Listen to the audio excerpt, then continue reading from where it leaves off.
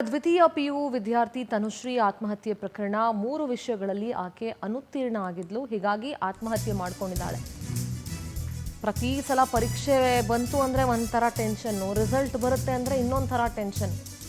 ಮನನೊಂದು ನೇಣು ಬಿಗಿದುಕೊಂಡು ಆತ್ಮಹತ್ಯೆ ಮಾಡಿಕೊಂಡಿದ್ದಾಳೆ ಅಂತ ಬೆಂಗಳೂರು ಉತ್ತರ ವಿಭಾಗ ಡಿಸಿಪಿ ನೇಮಗೌಡ ಹೇಳಿಕೆ ಕೊಟ್ಟಿದ್ದಾರೆ.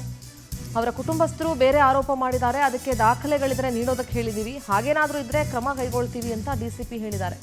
ವಿದ್ಯಾರ್ಥಿಗಳು ಫೇಲ್ ಆದರೆ ಈ ನಿರ್ಧಾರ ಕೈಗೊಳ್ಳಬಾರ್ದು, ಧೈರ್ಯವಾಗಿರಬೇಕು, ಪೋಷಕರು ಸಪೋರ್ಟ್ ಮಾಡಬೇಕು ಅಂತ ಉತ್ತರ ವಿಭಾಗ ಡಿಸಿಪಿ ನೇಮಗೌಡ ಹೇಳಿಕೆ ಕೊಟ್ಟಿದ್ದಾರೆ.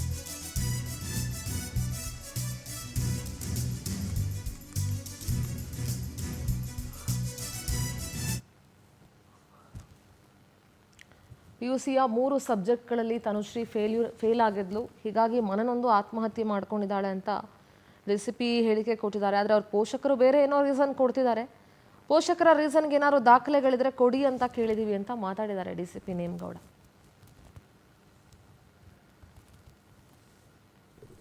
ಬಾಲಕಿ ಸುಮಾರು 17 ವರ್ಷದವರು ಏನು ನಿನ್ನೆ ಪಿಯುಸಿ ಫಲಿತಾಂಶ ಬಂದಿದೆ. ಆ ಪಿಯುಸಿ ಫಲಿತಾಂಶದಲ್ಲಿ 3 ವಿಷಯಗಳಲ್ಲಿ ಅನುತ್ತೀರ್ಣ ಆದದ್ದಕ್ಕೆ ಏನು ಒಂದು ಬೇಜಾರು ಮಾಡಿಕೊಂಡು ಹ್ಯಾಂಗ್ ಮಾಡಿಕೊಂಡು ಡೆತ್ ಆಗಿದ್ದಾರೆ.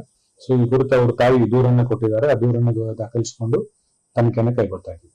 ನೋಡಿ, ಯಾವುದೋ ಒಂದು ಸಬ್ಜೆಕ್ಟ್ ಅಲ್ಲಿ ಫೇಲ್ ಆದ್ರೆ ಮತ್ತೊಂದಾದ್ರೆ ಯಾರು ಧೃತಿಗೆಡಬಾರ್ದು. ಯಾಕಂದ್ರೆ ಒಂದು ಮತ್ತೆ ಸಾಕಷ್ಟು ಅವಕಾಶಗಳಿರ್ತದೆ ಜೀವನದಲ್ಲಿ ಸಾಧನೆ ಮಾಡ್ಲಿಕ್ಕೆ. ಒಂದು ಡೋರ್ ಕ್ಲೋಸ್ ಆದ್ರೆ ಇನ್ನೂ ಸಾಕಷ್ಟು ಡೋರ್ಗಳು ಓಪನ್ ಆಗುತ್ತೆ. ಮತ್ತೆ ಇದರಲ್ಲೂ ಕೂಡ ಸಾಕಷ್ಟು ಸಪ್ಲಿಮೆಂಟರಿ ಎಕ್ಸಾಮ್ಸ್ ಬರ್ಲಿಕ್ಕೂ ಕೂಡ ಅವಕಾಶ ಇದೆ.